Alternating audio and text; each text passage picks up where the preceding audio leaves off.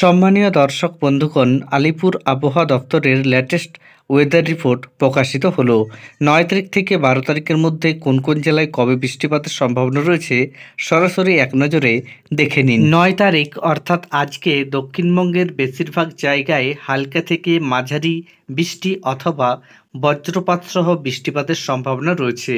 দক্ষিণবঙ্গের পশ্চিম বর্ধমান, পুরুলিয়া, ঝাড়গ্রাম এবং বাঁকুড়া জেলার এক বা দুটি জায়গায় ভারী বৃষ্টিপাতের সম্ভাবনা রয়েছে।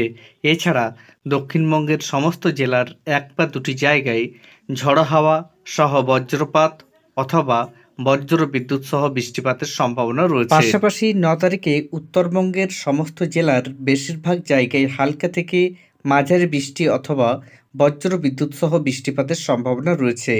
উত্তরবঙ্গের জলপাইগুড়ি, কালিম্পং এবং আলিপুরদুয়ার জেলার এক বা দুটি জায়গায় ভারী বৃষ্টিপাত হতে পারে। 10 জুলাই অর্থাৎ আগামীকাল দক্ষিণবঙ্গের সমস্ত জেলার অনেক জায়গায় হালকা থেকে মাঝারি বৃষ্টি অথবা বজ্র বিদ্যুৎ সহ বৃষ্টিপাতের সম্ভাবনা রয়েছে। পাশাপাশি উত্তরবঙ্গের বিভিন্ন জেলায় অনেক জায়গায় হালকা থেকে মাঝারি বৃষ্টি অথবা বজ্র বিদ্যুৎ সহ বৃষ্টিপাতের সম্ভাবনা রয়েছে 10 তারিখ অর্থাৎ আগামীকাল।